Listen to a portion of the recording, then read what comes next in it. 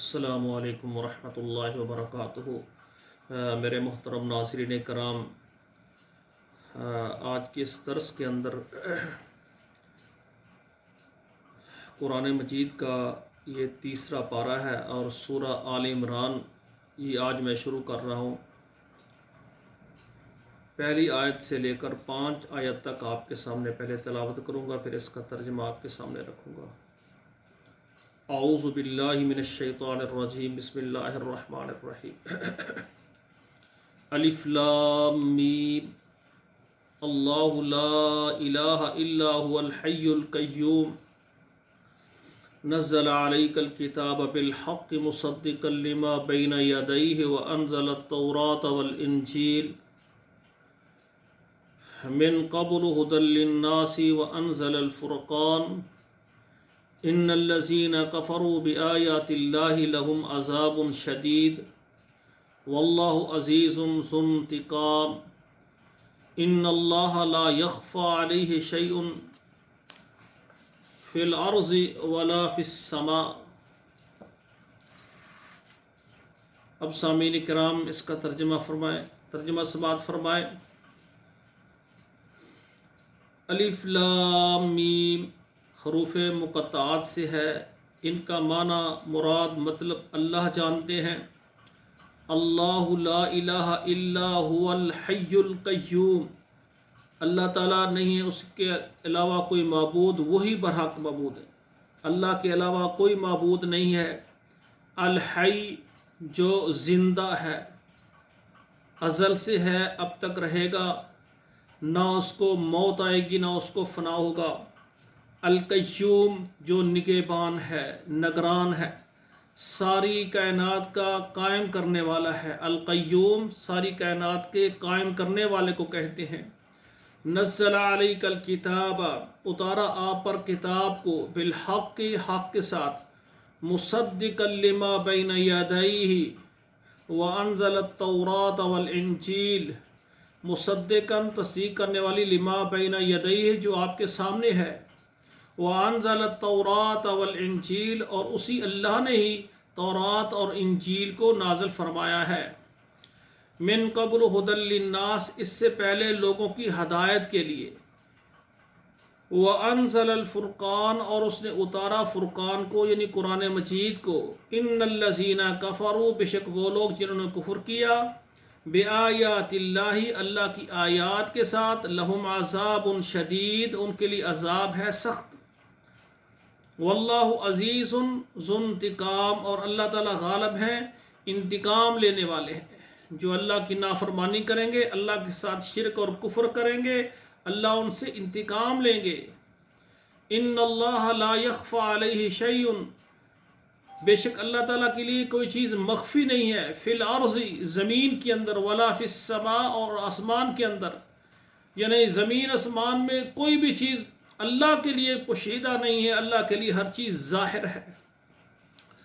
میرے محترم ناظرین کرام، آج یہ قرآن مجید کی جو ہے نا یہ تیسری صورت ہے اور تیسرا ہی پارہ ہے۔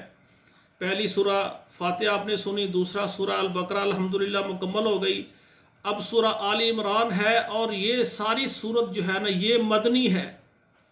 رسول اللہ صلی اللہ علیہ وآلہ وسلم پر یہ صورت مدینہ منورہ میں نازل ہوئی۔ اس صورت کو ساری کو مدنی صورت کہتے ہیں، اور اس کا ابتدائی حصہ جو ہے نا تقریباً 83 آیات تک، اس میں جو عیسائیوں کا ایک وفد نجران، وہ رسول اللہ صلی اللہ علیہ وآلہ وسلم کے پاس 9 ہجری کو آیا، اور اس نے نبی علیہ الصلوۃ والسلام کے ساتھ گفتگو کی عیسائی عقائد اور اسلام کے بارے میں۔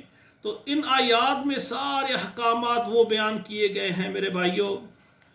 تو دیکھیں اللہ ذوالجلال نے یہ صورت مدینہ منورہ میں اپنے پیغمبر محمد کریم صلی اللہ علیہ وآلہ وسلم پر نازل فرمائی ہے، اور اس میں یہ سب سے پہلے کیا ہے، اس میں توحید ہے، اللہ کی توحید کا ذکر ہے، اور کیا ہے کہ اللہ کے علاوہ کوئی معبود نہیں ہے، اور وہ حی ہے اور القیوم ہے، یعنی ازل سے اب تک الحی، وہ زندہ ہے، ازل سے اب تک رہے گا، پہلے تھا اور آخر تھا، اس کو فنا نہیں ہے، اس کو بقا ہے۔ القیوم جو کہ نگہبان ہے، وہ کیا ہے؟ نگہبان ہے اور نگران ہے، ساری کائنات کا قائم کرنے والا وہ اللہ ذوالجلال ہی ہے۔ تو میرے بھائیوں، یہ جو آیت آپ کے سامنے اللہ لا الہ الا هو الحی القیوم،